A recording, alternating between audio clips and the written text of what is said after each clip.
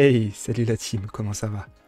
Bon, allez, je vous ai laissé patienter assez longtemps. On va passer donc à une nouvelle vidéo, c'est quoi ça? Et aujourd'hui, donc, on va parler un petit peu plus spécifiquement de l'entraînement.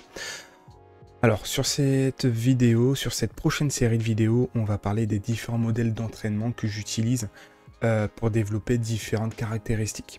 Donc on va monter crescendo en difficulté, on va commencer par la régénération et on finira par les plus grosses intensités. L'idée est simple, hein, c'est pas de vous donner un programme prédéfini ou des séances prédéfinies, l'idée c'est juste de vous donner une caractéristique avec une attitude à développer, à quel moment la faire dans l'année ou dans votre programme d'entraînement, et puis quels avantages ça va vous amener.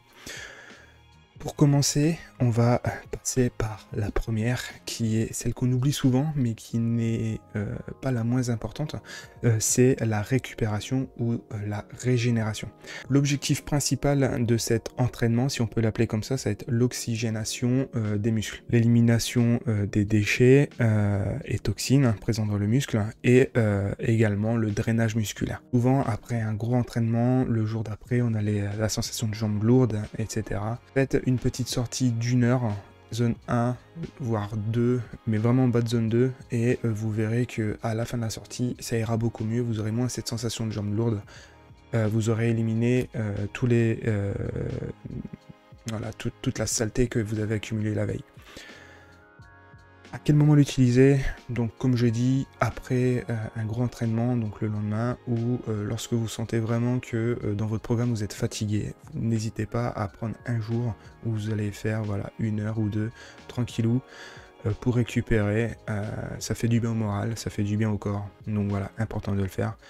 Également, en général, on va l'utiliser le lendemain d'une course. Voilà, on va vraiment se nettoyer. Elle doit pas durer plus de 2 heures, sinon on va commencer à retoxiner, donc ça sert à rien. Je vous conseille de choisir un parcours relativement plat. L'idée c'est, comme je l'ai dit, de pas du tout mettre de résistance. C'est vraiment une promenade. La fréquence cardiaque doit être faible et surtout très basse. La deuxième que j'aimerais évoquer avec vous, c'est le déblocage. Alors le déblocage va être à réaliser la veille d'une course ou juste avant un contre-la-montre. L'idée c'est de réaliser un réveil musculaire, ça va être de réactiver le système nerveux, ça va être de faire des rappels des zones d'intensité qu'on va retrouver pendant les courses. Donc là on va utiliser les zones d'intensité de I2 à I7, puisque l'idée c'est vraiment de faire un rappel de toutes les zones. Encore une fois, ça va être sans se fatiguer. Donc la durée d'un déblocage ne doit pas excéder 1h30. Au niveau du déroulé, je peux vous proposer donc 20 minutes d'échauffement à I1, I2. Ensuite, on passe à 3 blocs avec un sprint. Ensuite, 10 minutes à I3 plus 5 minutes à I4. Et on peut même aller avec 1 minute à I5 de nouveau et 10 minutes à I2 pour finir.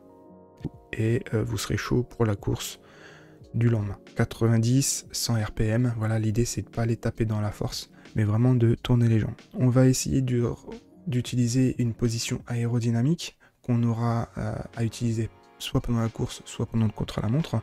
On va utiliser le vélo de contre-la-montre si c'est un contre-la-montre qu'on prépare, qu'on débloque, ou le vélo qu'on utilisera pendant la course. Et n'hésitez pas à vraiment faire les sprints à fond. Voilà, l'idée c'est vraiment de reproduire l'effort que vous utiliserez le lendemain. Donc voilà pour les 2 premiers blocs que je voulais évoquer avec vous. Si vous avez des questions sur ces 2 premiers blocs, vous les posez en commentaire, j'y répondrai avec grand plaisir. On revient semaine prochaine avec 2 prochains blocs. Voilà, comme je vous ai dit, moi j'en utilise une quinzaine, donc l'idée pour moi c'est de vous les mettre en avant et puis qu'on en discute. Voilà, voir si vous les utilisez, si vous voyez un intérêt ou pas. Voilà, comme je vous dis, ce que je vous dis c'est pas de l'argent comptant, on en discute et on progresse ensemble. Allez, prenez soin de vous, à bientôt.